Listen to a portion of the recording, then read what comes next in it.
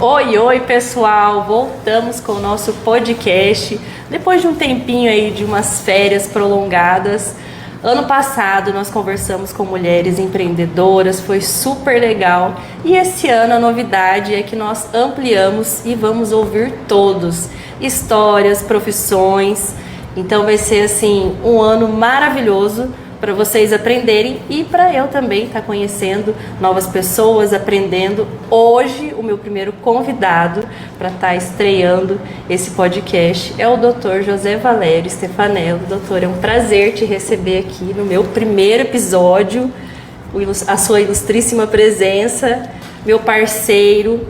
E aí, o que você está achando de estar aqui com a gente? É sempre uma grande alegria, né? Inclusive esse convite, assim, principalmente de você, que a gente já teve um contato prévio, a gente já fez trabalho juntos, então é sempre uma alegria. Quando eu recebi o convite, eu inclusive fiquei muito contente, que convites como esse sempre alegram a gente, até porque expor alguma parte da nossa vida e alguma parte da nossa profissão sempre tem o intuito, às vezes, poder pegar e às vezes motivar uma pessoa a seguir algum caminho semelhante ao nosso. Muitas vezes, como eu até acho que a gente consegue na própria universidade, acaba sendo maravilhoso, né? Uma alegria muito grande, por exemplo, de um professor é quando alguém quer ser da sua área, né, que você trabalha, porque afinal de contas, se ele quer ser da sua área, porque você conseguiu motivá-lo a tal ponto de conseguir trilhar o mesmo caminho que você, né? Então esse é a grande alegria de estar aqui novamente presente aí, e agradeço o convite. Legal. E uma novidade, que agora nós temos uma propaganda, agora nós temos patrocinados, e o nosso primeiro anunciante é a loja Floraí. Solta a vinheta, Lucas.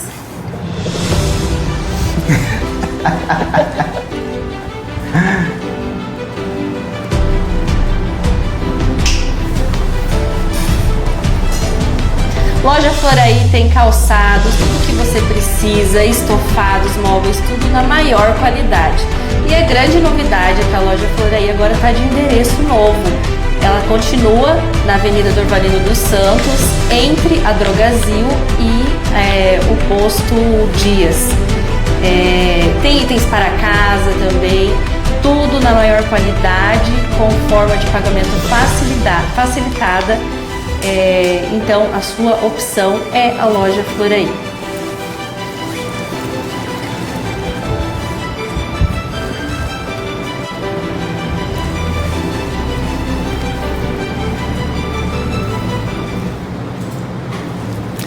Doutor, agora conta pra gente como que a medicina entrou na sua vida. A medicina entrou na minha vida muito antes de eu saber que ela era medicina. Eu sou da família de um pai médico, né? Então é claro que eu cresci nesse meio, apesar de que muitas vezes a ausência do meu pai, por causa inclusive do serviço, gerou um afastamento, inclusive do ponto de vista familiar. Porém, sempre foi alguma coisa, uma profissão que mostrava, sabe aquele negócio de ter um pai como herói, pai como um salvador, né? Meu pai, ele fazia partos, então ele gerava vidas, né? Então sempre foi uma coisa muito legal, muito divertida, nesse sentido de sentir e de perceber que meu pai podia fazer a diferença na vida de algumas pessoas, né? De muitas pessoas, muitos irlandeses, né? E a medicina, ela entrou de uma forma muito sutil, apesar de eu ter convivido com meu pai, obviamente, a minha vida inteira, até hoje. A medicina em si, o desejo de ser médico só veio quando, pasmem, quando eu descobri que eu tinha uma aptidão e eu gostaria de ser cirurgião plástico. Olha que coisa. Hoje eu sou cirurgião vascular, não tem absolutamente nada com cirurgião plástico. Porém, eu vi aqueles seriados no Discovery, Home and Health, e esses seriados norte-americanos e eu gostava, tinha aptidão para aquilo, sem saber necessariamente que inclusive o cirurgião plástico fazia parte da medicina. Tinha que ser para ser cirurgião plástico tinha que fazer medicina. E quando eu descobri que precisava, eu falei assim, então tá bom, vou ser médico. Tipo isso. E veja bem, eu tinha um exemplo do meu pai, mas eu não fui motivado em si pela medicina, pelo meu pai, até porque eu acho que o contato com ele na minha infância foi relativamente pequeno mesmo, porque meu pai sempre trabalhou muito, muito, muito. Quem sabe, inclusive, é uma das coisas que eu hoje tento reverter no meu ponto de vista familiar, para eu ter mais tempo, inclusive com a minha família, do que meu pai teve comigo. Porque realmente, é uma coisa que, inclusive, há 2 semanas a gente estava conversando e ele falou que uma das coisas que ele se arrepende de não ter tido mais tempo com a família e ter tido muito tempo para o trabalho. Sim, isso não volta mais, eu acho que é isso que pega, porque tem um arrependimento, né, da parte dele, tem o seu sentimento, mas é algo que não volta, né? Sem sombra de dúvida. Agora você pode fazer uma nova história com a sua filha. Essa é a ideia. Eu faço de tudo para chegar em casa muitas vezes mais cedo do meu trabalho e poder ter tempo de qualidade com meus filhos, né? Que eu acho que isso faz extremamente uma mudança de comportamento neles mesmo. Eu vejo que quanto mais tempo eu tenho com eles, mais eles eles se sentem amados, se sentem acolhidos, se sentem mais protegidos, se sentem mais seguros, né? Então, e eu sou a pessoa de casa que invento coisas novas, eu invento arte para fazer com eles, eu invento passeios, eu invento coisas. Então, eu estar em casa, apesar de eu ter muito menos tempo hoje que minha esposa, que ela fica quase 100% do tempo em casa, o pouco do tempo que eu fico, eu acredito que é bem aproveitado. Né? Ontem mesmo, por volta de umas 5 horas da tarde, depois que eu saí do meu serviço e tudo mais, cheguei em casa, 5 horas da tarde, falei assim, pessoal, vamos no parque, né? Quem quer ir no parque? Porque eles já sabem que o parque, para nós lá, ele implica algumas consequências. Por exemplo, não é só ir ao parque. Vai ao parque, a gente vê os animais, e a criança adora animal, isso é uma coisa até legal, lúdica para a criança. Tem o ambiente externo, inclusive, de estar fora, né, de um ambiente fechado que é a casa, isso gera uma comodidade, parece que a criança se alegra, gasta energia também. Sim. Isso dissipa energia dela, mas por bom motivo. E elas já sabem que ao término de um passeio desse no parque, tem sempre pastel de queijo com água de coco. Então eles já ficam esperando, né? O pastel de queijo e água de coco. Então é muito legal, isso é muito divertido. Eu vou querer ir nesse passeio, me chama, muito bom. Mas e aí, você mirou na cirurgia plástica e foi para vascular. O que aconteceu nesse período aí? Sabe que a gente muitas vezes escolhe nossos caminhos, mas não sabendo necessariamente de todos os detalhes. E quando a gente se apropria dos detalhes, a gente acaba mudando o curso, né? Então, à medida que eu comecei a medicina e me formei, iniciei a cirurgia geral, que é uma especialização que é pré-requisito tanto para cirurgia plástica quanto para cirurgia vascular. Eu passei em ambulatórios da cirurgia plástica, eu consegui me debruçar sobre alguns assuntos e sobre experimentar um pouco sobre essa especialidade. Nesse momento eu não gostei muito, não foi muito uma aptidão minha. Eu senti que hoje eu trabalho sim com estética, porém não é uma estética por estética, não sei se você compreende isso.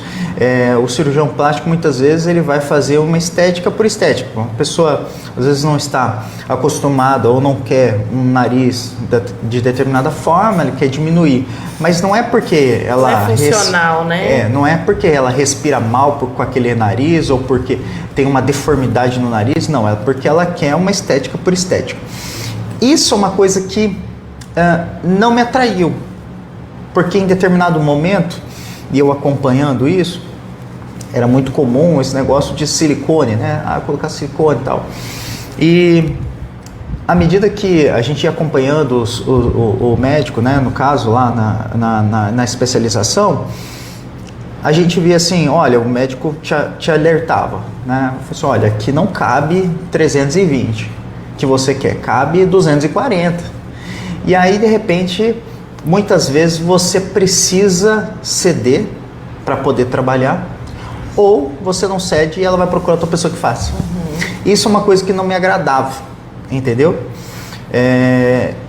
Já na minha área, não tem isso. Quando eu trabalho por estética, não é uma estética por estética, eu trabalho na estética mais alinhada a uma doença. É óbvio que hoje eu tenho uma finalidade estética em todos os meus pacientes que eu trabalho, principalmente consultório. Porém, aquela estética é consequência de uma boa saúde nas pernas, né? Afinal de contas, todas as varizes, por mais pequenininha que ela seja, ela já mostra um início de uma doença que está ali crescendo e ela vai evoluir.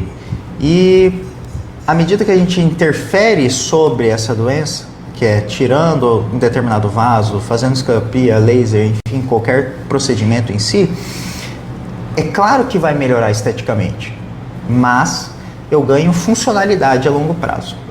Então eu trabalho nas duas coisas. Hoje eu sou feliz com isso. Eu sou feliz porque eu sei que eu não trabalho só pela estética, mas eu trabalho por uma atividade funcional. E tem muitas mulheres que atingem tanto a autoestima que deixa de usar certas roupas porque vai aparecer as pernas e aí começa a usar calça, vestidos longos, né? A minha mãe, ela tem problema com vasos e ela acho que operou 2 vezes. E eu lembro que as pessoas falavam, ela muito nova, jovem, bonita, e ela não usava short de jeito nenhum, por conta das varizes. E era assim, era bem grande. E aquilo entrou na cabeça dela, então assim, foram anos, estava um sol quente, todo mundo lá, vibes, verão, e ela com calça jeans. E aí quando eu te procurei também, né, eu já te falei que eu fiz alguns procedimentos com o doutor nos vasos, varizes, vasinhos, não sei o termo técnico correto, mas eu também já estava me sentindo afetada com isso, que eu já estava querendo usar só roupas compridas. E aí quando você vê que você tá com aquela perna bonita, lisinha, nossa, a autoestima volta. Justamente. Então é isso que você falou, não é só estética por estética. Além do funcional, né, que muitas pessoas têm incômodo mesmo, né, dores, tem essa parte... Sabe que mais de 75% das pessoas que me procuram hoje, por causa de varizes, elas podem sim, e a grande maioria tem, um desconforto sintomático, mas de todas as pessoas que me procuram do ponto de vista sintomático, 75% existe um desconforto estético associado. Isso tudo que você relatou é muito verdade, na verdade, porque se a gente for pensar que do ponto de vista natural, a ordem, a beleza influencia na ordem das coisas, quando a gente tira a beleza do lugar, do pedestal que ela deveria existir, tira a ordem, a ordenação das coisas, resta-se um caos, né? De certa forma, isso é uma forma de caos, e isso desconfigura, te dá uma inquietude, te dá um desconforto. Então, é claro que a beleza, nesse fato, do ponto de vista até antropológico, a beleza nas coisas, eu estou falando não só do ponto de vista da perna, eu estou falando em todos os aspectos da nossa vida, a beleza influencia. Quando a gente olha uma coisa que é bonita, automaticamente a gente pensa numa coisa ordenada, e isso traz para nós uma calmaria, um sossego, um acalento. O contrário é verdadeiro, então não é à toa que o paciente ele sente uma baixa autoestima. A mulher, principalmente, que ela tem um apelo normalmente mais estético, sim, do que o homem, ela é mais vaidosa, ela se cuida mais, ela se maquia, ela se penteia, né? O homem, ele pode ser vaidoso, sim, mas a grande maioria dos homens é muito menos vaidoso que as mulheres. Eles não se importam muito com a beleza necessariamente do corpo dele em si, como as mulheres se importam. Então, isso é claro que afeta diretamente sobre o emocional delas. E quando isso é uma coisa tão engraçada que, à medida que o paciente ele vai tratando, ela começa assim com calça jeans vindo, aí ela se troca e a gente vai fazendo as aplicações. À medida que o tempo vai se passando, ela já não vem mais de calça jeans, ela começa a vir de shorts, começa a vir de saia, e a gente percebe isso. Eu acabo não falando para muitas vezes não constranger, né? Mas isso é uma alegria dentro, sabe? Quando a gente fala assim, yes, é isso aí, estamos no caminho certo. É o comportamento que é o comportamento. já mudou. Gera uma mudança de comportamento interno e com alegria. Da mesma forma, se a gente fosse imaginar hoje, está na moda um monjário, né? Todo mundo quer emagrecer fácil, né? Quem quer ficar na academia, aquele negócio todo? Todo mundo tem jeitos mais fáceis para isso. Mas eu diria que o emagrecimento faz também, de certa forma, mais ou menos o que retirar essas varizes nas pernas fazem. Causa aquele aumento da autoestima, que é isso que a pessoa quer, né? A grande maioria das mulheres acaba buscando essa melhora da autoestima. Sim. Vou dar um oi pro pessoal que está aqui. Solange Borges, oi. Patrícia Romero, parabéns pela escolha, excelente profissional. Que bom. Renata de Carmo, esse médico é muito bom, conheço ele e o pai dele. Marileia Matos, Dr. José Valério, grande profissional, excelente pessoa. Obrigado, pessoal. Obrigado. E aí depois você foi para a área vascular e agora lipedema, né? Tratamento de lipedema. A gente tem feito... sabe que essa é uma doença que até pouco tempo atrás não se conhecia, até pouco tempo atrás ninguém tratava. Não é que não existia, sempre existiu, mas não tinha uma classificação. Inclusive o CID dessa doença, que é o Código de Doença Internacional, surgiu no final do ano passado. Então nós não tínhamos um código para essa doença, não existia assim, o que é esse bicho? Não tinha um diagnóstico, entendeu? À medida que foi se tendo um diagnóstico, foi se estudando, hoje já é uma das doenças mais estudadas no planeta Terra, hoje no planeta mesmo, tá? Desde a China, dos Estados Unidos, na Europa inteira, Inglaterra, Argentina, Alemanha, todos os países eles têm desenvolvido trabalhos a respeito do lipedema e tem surgido várias informações sempre, todos os dias. E à medida que isso foi ocorrendo, a gente tem como obrigação da gente se manter sempre atualizado, né? Muito mais ainda atualmente. Nós que somos jovens, principalmente, a gente tem essa obrigação. Não só por nós mesmos, mas pelos nossos pacientes, né? O nosso compromisso com eles. Então, o lipedema ele surgiu mesmo e a gente tem se tornado cada vez mais fanático por isso, porque a gente tem que consumir muito material mesmo, estudar muito a respeito disso, para conseguir tratar da melhor forma nossos pacientes, que têm muito essa doença. Como eu disse, era uma doença subnotificada, não tinha muitos pacientes que você poderia delegar que tivesse lipedema, e hoje assim a gente consegue sim dizer que muitos deles têm. E estatisticamente falando, 40% dos pacientes com insuficiência venosa vão ter lipedema junto, associado. E veja bem, 80% da população mundial tem insuficiência venosa, ou seja, se for ver 40% dos 80%, é muita gente. Então muita gente vai ter lipedema. E isso tem muita gente que acha que o lipedema é coisa de gordo, né? Sim, que é a obesidade, está associado literalmente à obesidade. E isso é uma baita de uma mentira, né? Claro que existem lipedema associado à obesidade, que tem pessoas, melhor dizendo, que são obesas que têm lipedema. Essa é a definição.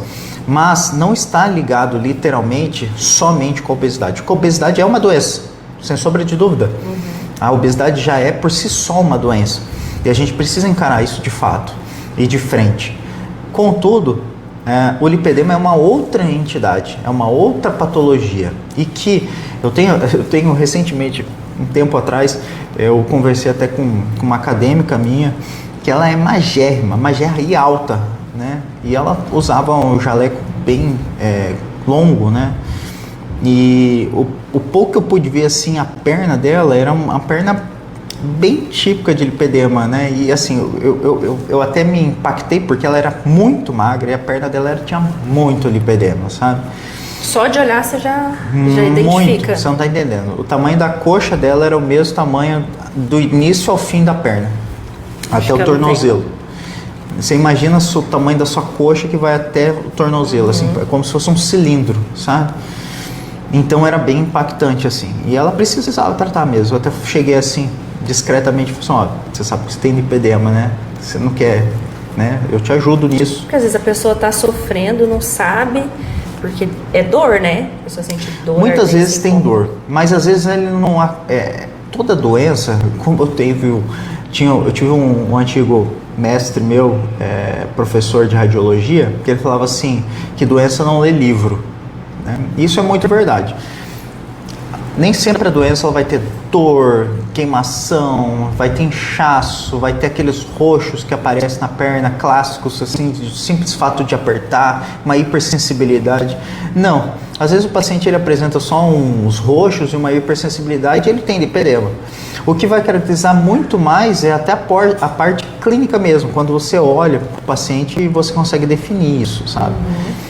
E aí, claro, são sinais que a gente vai juntando isso para formar um diagnóstico, né?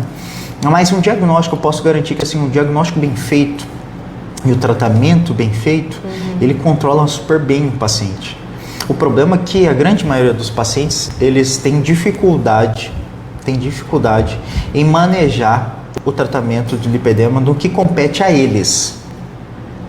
Veja bem, o lipedema ele necessita da minha parte, claro, que é a parte médica, mas ele necessita muito da cooperação do paciente. Essa é uma doença que praticamente, assim, mais de 50% dessa necessidade vem do paciente. Por quê? Ele tem que a dieta ser mega regrada, ele tem que praticar atividade física de baixo impacto, né, aeróbico de baixo impacto, tem que praticar. Então, só essas duas coisas, né, não, assim, a minha parte que é fazer suplementação, né, de prescrever uma suplementação com medicação, isso é super simples, não é? Eu vou lá e vou tomar essa medicação uma vez por dia, é simples isso.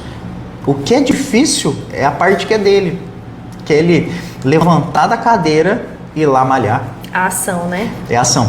É ele levantar da cadeira e malhar, ele ir lá e escolher bem certo os alimentos que porventura ele vai ter que consumir. Isso é difícil, de fato ele é muito difícil, porque gera uma mudança de comportamento drástica, não é pouco, é drástica na vida.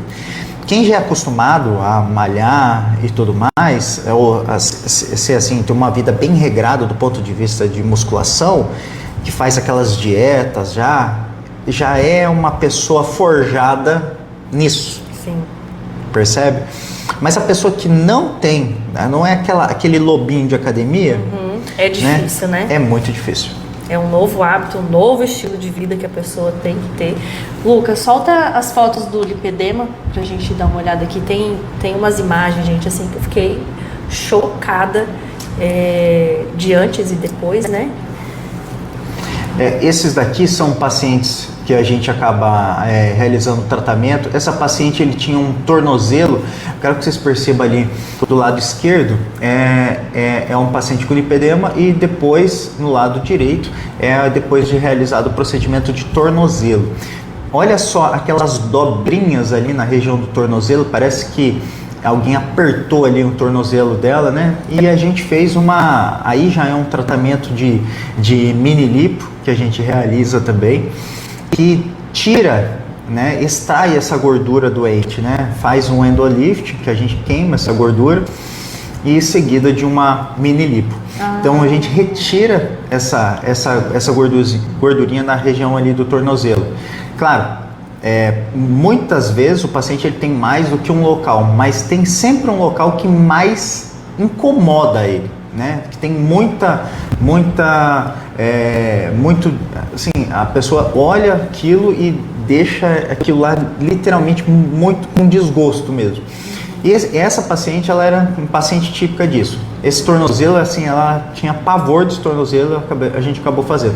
Inclusive, tem um esparadrapinho ali na região da lateral do pé esquerdo, que ela ainda tinha um procedimento recente que a gente tinha realizado. Mas a parte interna das duas pernas percebe bastante diferença do contorno, né, da perna, como se tivesse diminuído bastante mesmo a circunferência ali da região. A próxima, a próxima. Essa é uma outra paciente que a gente, olha só, isso é um tratamento, a gente fez 2 tipos de tratamentos. Tem até assimetria ali, né? Essa paciente, veja bem, essa paciente é aquela que a gente disse aqui, viu, Raquel? Que é a lobinha de academia, tá? Mega, não é pouco não, mega, tá? Se olhar, é que a frente dela aqui, a quadríceps dela é totalmente bem definido, porém, a parte aqui posterior da coxa dela, ela é gordinha mesmo, tem essa assimetria. Veja a região da nádega dela direita, como é maior que a nádega esquerda. Tinha 4 centímetros maior, tá bom? 4 centímetros, não é pouca coisa não. Além da região de culote ali, ser um culote bem maiorzinho. Então, o que a gente fez no tratamento dela? A gente fez endolift com lipo de culote dos 2 lados. Perceba que diminuiu aquele abaulamento que tem na região do quadril. A gente fez um tratamento da bananinha dela, dos 2 lados, que é essa partezinha que é a parte embaixo ali da região da nádega, né? Então a gente delimitou aquela parte ali, fizemos endolift e tiramos essa gordura, tiramos bem mais do lado direito, como vocês podem ver, porque ficou praticamente normal. E a gente fez uma outra coisa aqui, aquelas celulites na região glútea dela, a gente fez uma coisa que a gente chama de subincisions. Então se percebe que nós conseguimos tirar aquelas celulites que também desagradavam a ela. Porém, tem um procedimento que a gente ainda vai fazer, provavelmente agora início desse mês, que é na região dessa posterior da coxa dela, tá? Que a gente ainda não fez, ainda está até meio marcadinho ali com um lapisinho, que no retorno dela isso aqui tinha 30 dias, tá? E esse tratamento ele vai ficar melhor ainda, porque todas essas mini lipos que a gente acaba fazendo, o resultado final mesmo é com 90 dias, assim como qualquer outra cirurgia plástica. Então ela vai ter uma melhora ainda maior e a gente vai fazer um tratamento nesse posterior da coxa dela, que percebe que ela é todo irregular ali, tem as gordurinhas na região posterior da coxa. A gente vai acabar fazendo esse último procedimento nessa posterior de coxa. É um tratamento bem extenso, né? Uhum. É um procedimento aí que em cada área dessa, por exemplo, a região de glúteo ali, aquela região lateral dos glúteos, cada lateral de glúteo a gente demorou mais ou menos 1h30 de procedimento, ou seja, para cada lado, dá umas 3 horas de procedimento. Cada bananinha, as 2 bananinhas, melhor dizendo, com essa regularização de glúteo, demorou mais umas 2h30, os 2 procedimentos. A gente não faz no mesmo momento, a gente fez em um dia, isso, aí ela se recupera disso, depois de 2 semanas, a gente pode fazer de 1 a 2 semanas, a gente faz a outra localização. E a gente só não emendou a galopeira e fizemos a 3ª localização porque ela viajou. Ela queria aproveitar o carnaval, tudo. Então, assim, agora que passou o carnaval é que ela vai provavelmente voltar. Ela até me sinalizou isso semana passada. Tem mais então é isso, né?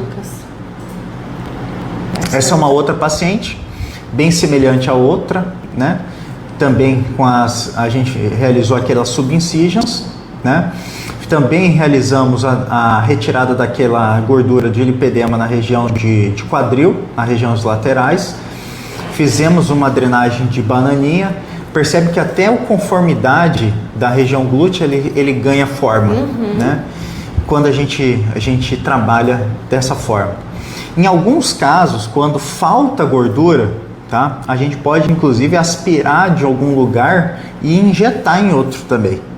Hoje a gordura, como célula mesenquimal, né? Como célula de diferenciação, a gente pode tirar ela, por exemplo, da região de abdômen, fazer lipo de abdômen, que em tese é uma gordura boa, ou lipo de dorso aqui, da região dorsal do paciente, depende de onde ela tiver, mais gordurinha, né? Assim, tem gente que é magra, muito magra, e tem a perninha com lipedema bem gordinha. Então, às vezes é difícil de, inclusive, você identificar qual que é o melhor local de retirada. Mas dá pra gente tirar de uma localização dessa e injetar em outro local para que ela ganhe conformidade. Suas pacientes aqui. Olá, boa noite, meu doutor. Estou me tratando com ele, já sinto melhoras estética e saúde. Mas tem muitos detalhes pela frente. Vou sem medo, confio plenamente nele. É a Marta Alves Barbosa. Martinha, obrigado. E a Cida Ferreira de Almeida. Eu nunca imaginei que um bumbum da gente pudesse ficar um maior que o outro. Parabéns, doutor. Mãos abençoadas por Deus. A simetria a gente tem mesmo, né? É natural. Mas assim, tem pessoas que realmente... Veja bem, essa simetria ela nasceu com ela, né? Eu não causei aquilo ali. Na verdade, quando ela me procurou e nem foi necessariamente, veja bem que loucura, né? Ela não me procurou por causa do glúteo dela, de um ser maior que o outro. Ela me procurou porque o posterior da coxa dela, ela acha terrível, que é essa parte que a gente ainda não realizou o tratamento. Mas é que talvez ela não estava vendo, né? Isso. Eu acho que essa percepção foi muito importante, por isso que é extremamente importante a gente tirar foto de tudo, né? De antes, depois, principalmente de antes, porque o paciente muitas vezes não tem essa percepção mesmo, de quanto melhorou. Quando ela voltou com 30 dias para fazer a região posterior, para marcar aqui a região posterior e mostrar como que ela estava, né? Que gerou essas fotos, ela falou assim, doutor, quando que eu vou ver resultado? Eu falei, o quê? O quê? O quê? Vem aqui. Senta aqui comigo. Deixa eu te mostrar. Eu mostrei isso aí. Eu falei assim, como que você não viu o resultado? Eu falei assim, vou te mostrar o resultado. Porra, como você não viu o resultado? É porque justamente o local que ela mais odeia... Que é o que ela vê. É o posterior da coxa. Porque quando ela vai malhar, coloca lá um shorts de lycra, e aí o que acontece? A coxa dela fica para fora, entendeu? O bumbum ela puxa, meio que embala tudo ali, né? Embala tudo, sacola tudo, e o problema é que a coxa fica para fora. Aí, então o que incomoda ela? A coxa, entendeu? Mas a coxa a gente vai fazer agora vai ser o próximo passo.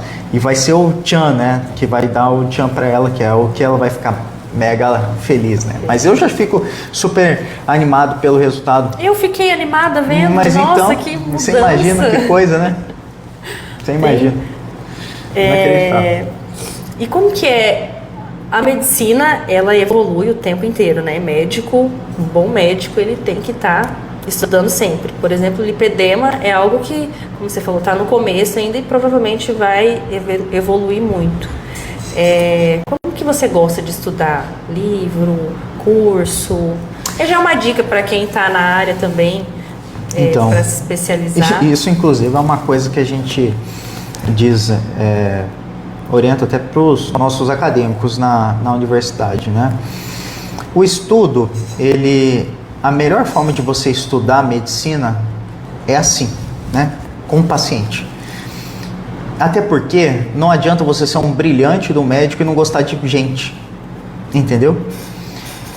O estudo por estudo, você pode ser um crânio, né? Saber tudo da medicina. Se você for péssimo em comunicar com o paciente, você bota tudo a perder.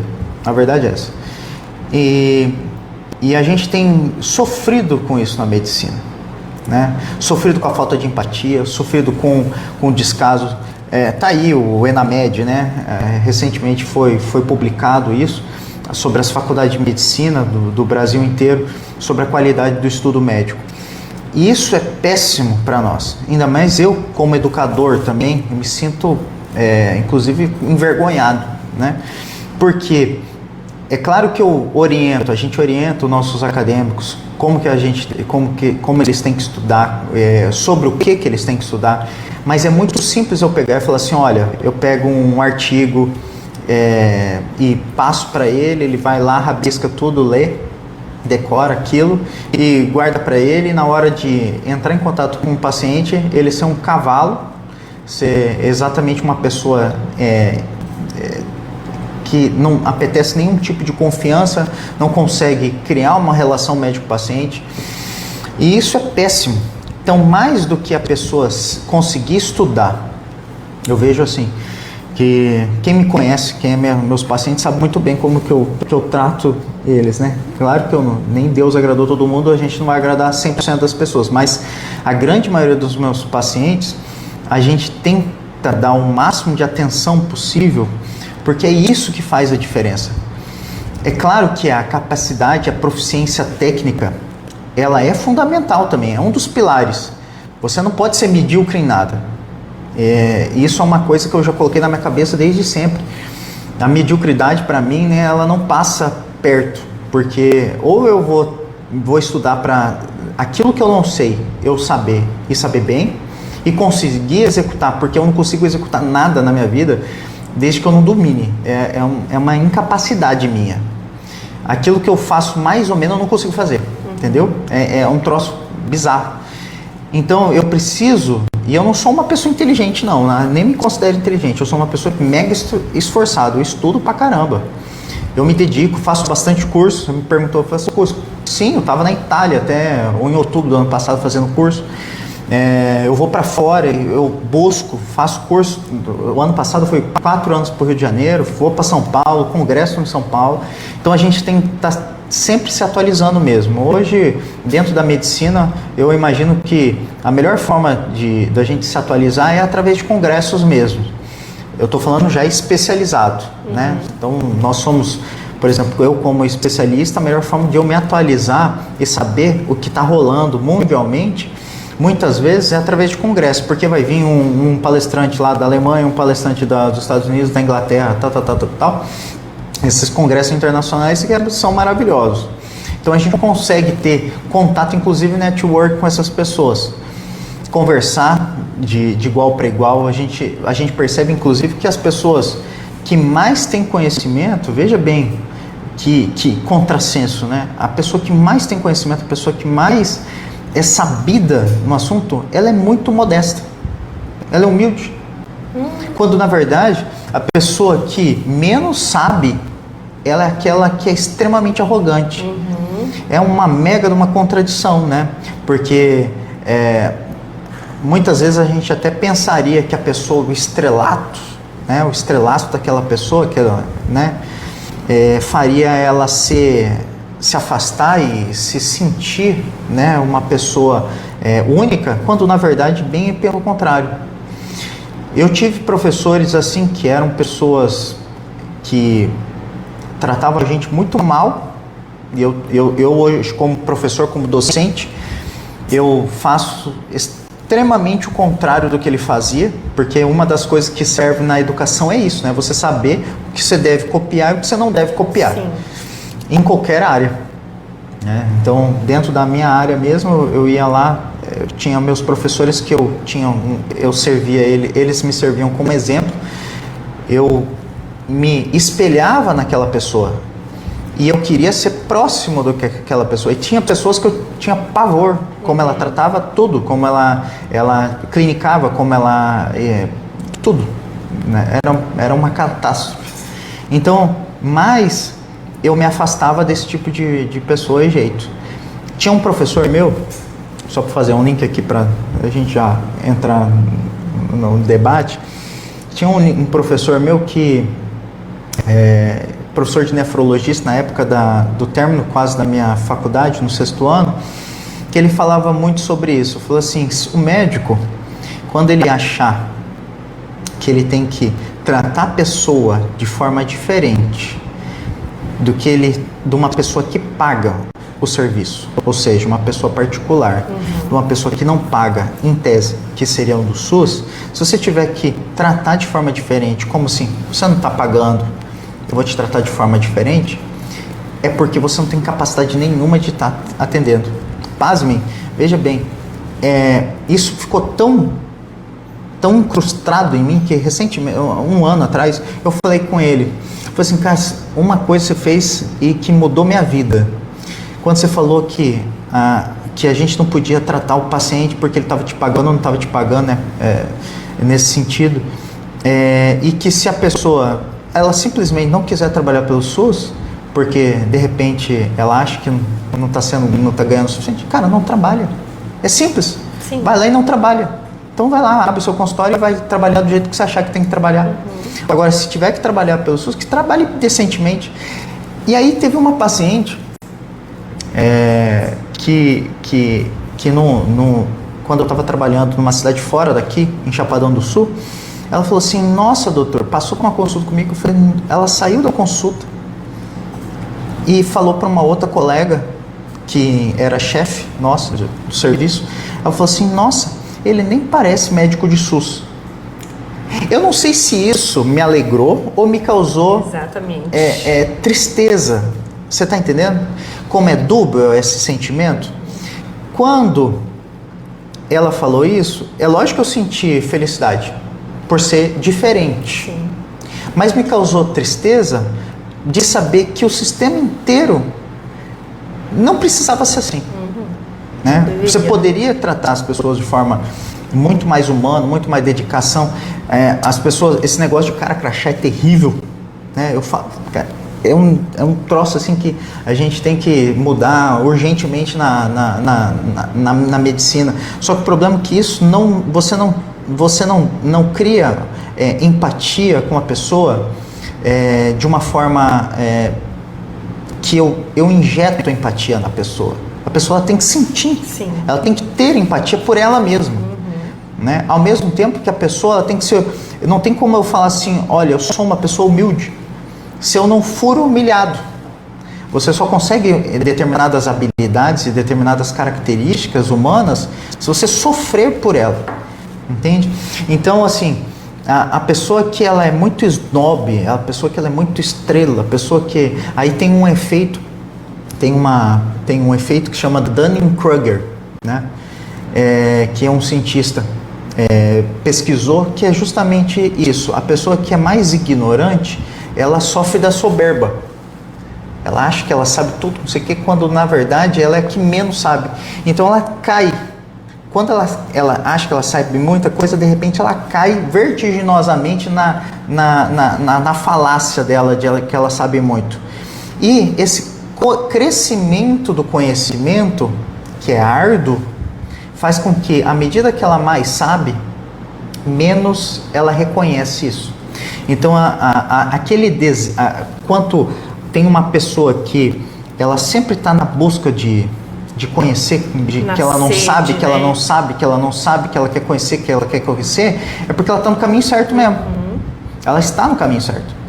Porque ela realmente está sabendo, porque quando ela chega num objetivo que ela traçou, que ela não sabia, e ela sabe sobre aquilo, ela vai descobrir que vai ter uma outra falha no conhecimento dela, que vai gerar uma outra necessidade de subir uma escada, um step acima. E aí, quando ela chegar neste step, ela vai descobrir uma outra falha e ela vai sempre escalando, buscando, né? Positivamente. Então, isso que eu acho que a educação é para mim hoje, né? Isso que eu falo para os meus alunos, que vale mais a pena eles terem um conhecimento, mas saberem aplicar de maneira adequada, saberem aplicar de maneira honesta, saber atender o paciente de forma honesta, até porque isso implica em várias outras coisas, que é evitar com que o paciente ele desaprove a ação dele. Né? Olha que coisa ruim o paciente falar para mim e falar assim, doutor, eu não vou mais naquele fulano porque ele trata a gente ruim. Sim, pelo simples fato do tratar, né? Eu vejo muitas pessoas, vai no hospital, fui no hospital, e aí, como que foi? Nossa, o médico muito bom, educado, me ouviu. assim, é o primeiro feedback das pessoas, é essa parte do tratar. Sim. Não é nem se deu o remédio certo, se... É 50%. É só da pessoa ser ouvida, da pessoa receber um bom dia, uma boa tarde, uma boa noite. É um tratamento diferenciado. Sim. E algo que é, como você disse, que não deveria existir, né? Principalmente na área da saúde pública. Sim. Mas eu não me arrependo, assim, de todas essas partes que eu passei, assim, sabe? Claro que eu sofri de muita dificuldade do ponto de vista clínico, desde o início da minha formação para cá, desde a época do exército para cá. A gente sofre muito na parte médica, para ser sincero, sabe? Eu não estou falando só de mim, não, e também não estou falando de um modo sentido, assim, de me sentir, assim, eu digo, todos os médicos, eles sofrem bastante, porque ainda que ele tenha não tenha percebido essas deficiências, que porventura ele vai ter que acabar suprindo com o passar do tempo, o médico ele acaba sofrendo bastante no sentido de isolamento social. Muitas vezes ele precisa, a carga, a sobrecarga de trabalho e a sobrecarga de estudo, ainda mais se já tiver família, crianças, é muito complicado mesmo. Para a mulher, principalmente, a medicina para a mulher, ela é um pouco cruel mesmo. Estava falando recentemente com uma amiga nossa, a Camila Badi, que esteve aqui com a gente recentemente, semana passada, como é difícil para a mulher mesmo a medicina. Por quê? A mulher ela tem que cuidar do esposo, ela tem que cuidar da família, tem que cuidar das crianças, do lar dela e ainda ser médica. Né? Se ela estiver parindo ainda, pior ainda. Imagina só, ela grávida tendo que alinhar tudo isso.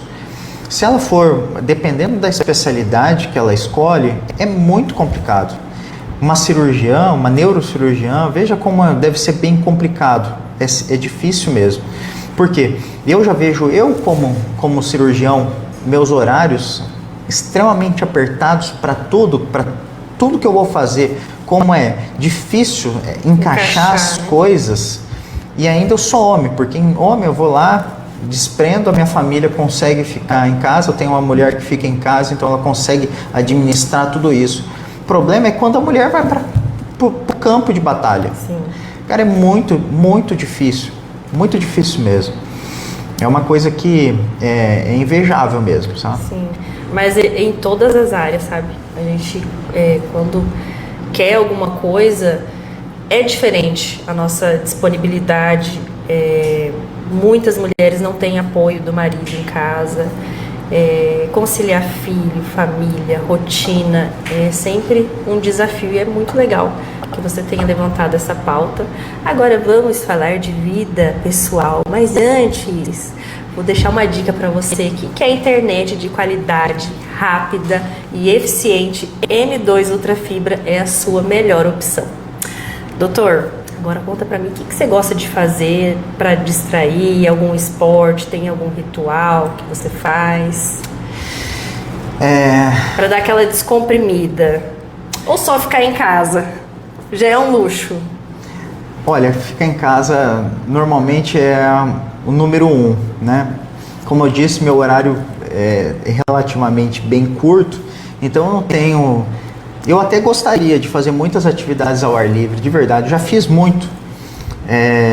Gostaria de fazer trekking, gostaria de fazer pedalada, corrida, gostaria de...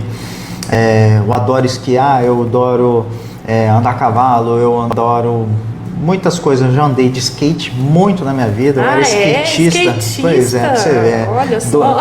Rapaz, de verdade, na época que inclusive foi o estirão do meu crescimento, eu era skatista. Mas tinha cabelinho compridinho assim? Não, mas eu usava aquelas camisas folosona, jamais imaginaria, hein? Nossa, mãe do céu. Mas veja bem, cansei de sair de casa e voltar com o meu joelho, minha perna toda cortada, estrupiada. Então assim, eu sempre gostei muito de atividade ao ar livre. Hoje o que eu consigo fazer? O que eu gosto de fazer? Coisa que inclusive ajuda na precisão e respiração. Eu treino respiração, precisão. E como que eu faço isso? Eu pratico tiros. né? Então eu tenho um clube de tiro, eu vou praticar tiro. Ah, é? É. Que legal. Eu sou campeão em algumas modalidades, inclusive. Então, assim, a gente... O que é legal do tiro? O treino da respiração mesmo e precisão, né? Então, a gente tem que, muitas vezes, não só ir lá e, de repente, atirar de qualquer jeito, mas existe uma concentração, um controle disso, exatamente. Para mim, que sou cirurgião, ele acaba sendo um complemento a mais. Mas eu também pesco, muitas vezes eu pesco. Pega peixe?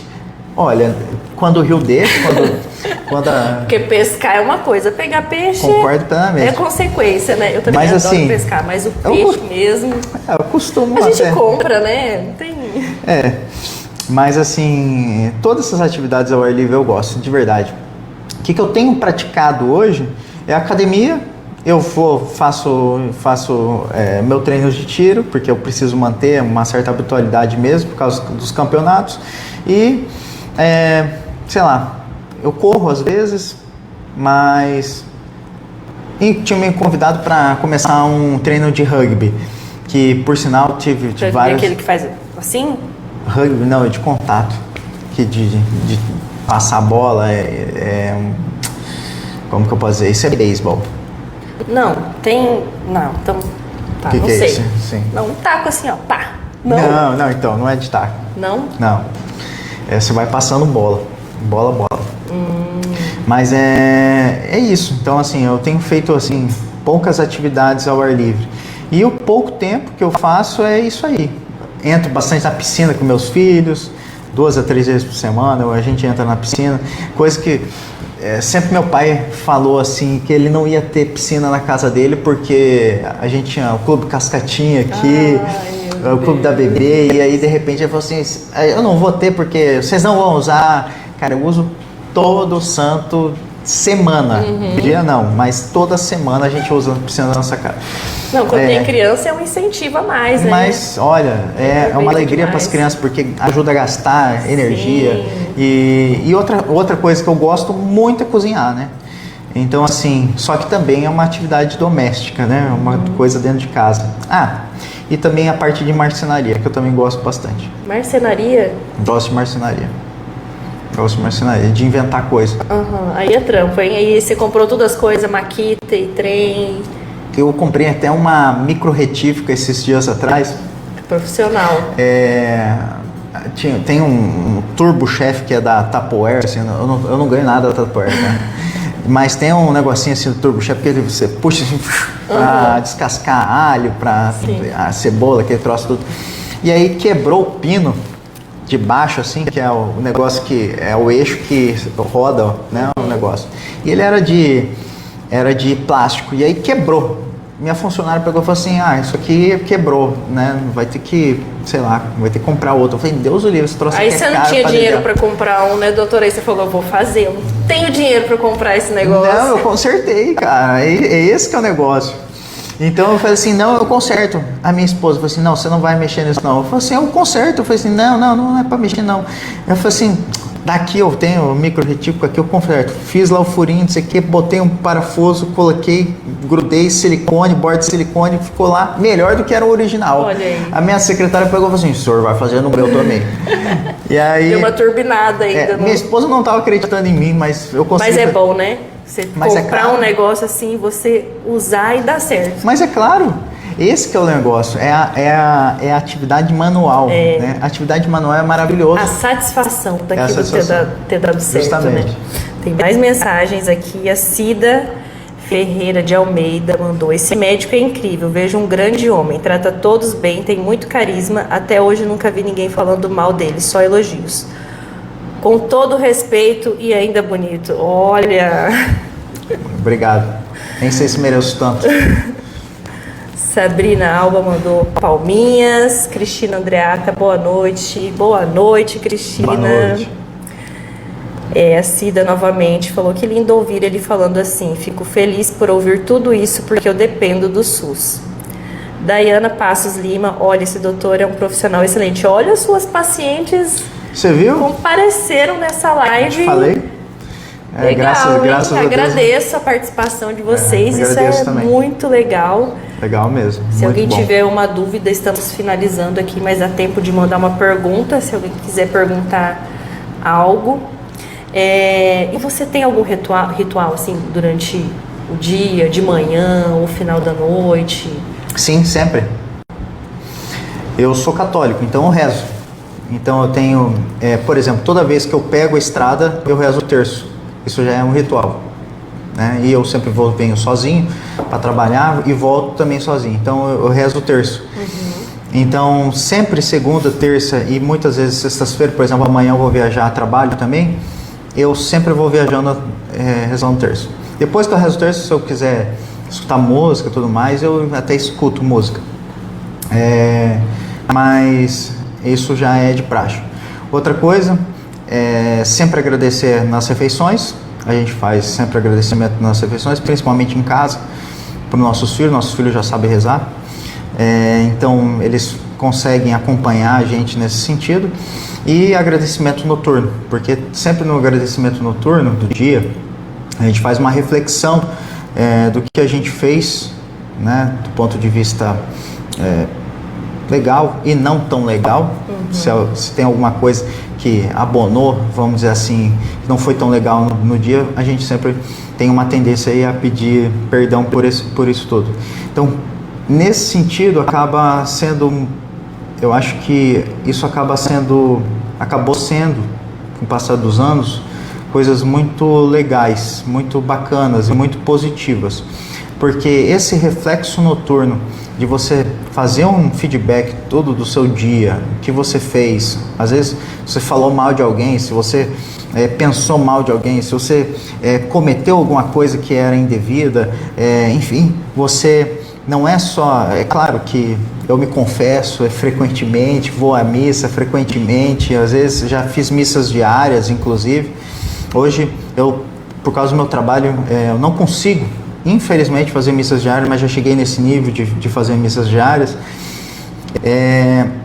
Mas pelo menos fazer essa reflexão, ela sempre faz um molde no caráter, né? Esse que é o grande lance. De você pensar de formas e coisas que eventualmente você não fez que agradaria, não a você, não a mim, a Deus, né? E você tentar modificar isso no dia seguinte. É isso. Arrasou, doutora. Eu quero te agradecer pela sua participação. Aprendi muito, acredito que as pessoas de casa também aprenderam muito com você. Quero agradecer nossos patrocinadores, Lojas Floraí e M2 Internet. Agradecer você que esteve aqui com a gente, assistindo, as pessoas que mandaram mensagens. Foi muito legal e eu vou deixar agora o espaço para o doutor mandar um recado aí para o pessoal de casa. Eu gostaria de agradecer mais uma vez a participação, o convite do Noticidade, em especial aqui a Raquel também, que entrou em contato comigo. Agradeço de ter lembrado de mim, inclusive para abrir esse novo quadro que eu achei interessantíssimo. Até me sinto lisonjeado, porque afinal de contas nem imagino que eu mereça tanto, mas ainda assim espero que se alguém possa assim ser influenciado de alguma forma, ainda que seja positiva, pelo que a gente disse, ou que ainda tem alguma dúvida, pode mandar aqui pra gente, pode se sentir totalmente confortável e convidado a isso. Acho que a coisa mais importante para nós sempre vai ser Deus, família e trabalho. Então é isso que a gente faz, não necessariamente, inclusive essa é uma das coisas que a gente falou isso sobre esse tema em outubro do ano passado, que eu estava na Itália, inclusive lá no Vaticano novamente, que muitas vezes isso ele vai acabar sofrendo algumas inversões, né? A família vai exigir mais da gente do que às vezes a parte religiosa, que a parte de trabalho, mas sempre Deus está acima de tudo. e que às vezes, eventualmente, sim, a parte religiosa você vai rezar um pouco menos, a parte da família vai exigir um pouco mais, e a parte do trabalho vai exigir menos, e outra parte você vai exigir mais do trabalho, e assim, consequentemente, a gente vai equalizando isso. Mas sempre pensar que a gente tem que rezar para que a nossa família sempre fique bem, saudável, feliz, porque se eles estiverem felizes, eu acho que a grande parte, o restante, né, a gente acaba conseguindo. O trabalho é só uma consequência, assim como inclusive as remunerações nossas, né? Porque muita gente acha que a gente trabalha pela remuneração. A remuneração, na verdade, é consequência de um bom trabalho, né? Arrasou. Para finalizar, vou ler alguns comentários. Raíssa Tainá: sou suspeita para falar porque ele é meu patrão, mas ele é incrível mesmo. Sou fã e admiro muito a pessoa que ele é. Rosa Louveira: minha mames, amei a entrevista, um bom profissional e uma pessoa muito humana. A Cida fez dos votos da Raíssa o dela, disse que é isso mesmo, verdade. Sua fã número 1. Então é isso, gente. Obrigado, pessoal. Quinta-feira que vem nós nos vemos de novo, se Deus quiser, 6h30. Obrigada mais uma vez, doutora. Obrigada a todo mundo que está aqui, que assistiu, e acompanhe o próximo episódio. Beijos, até lá. Tchau, pessoal. Até mais.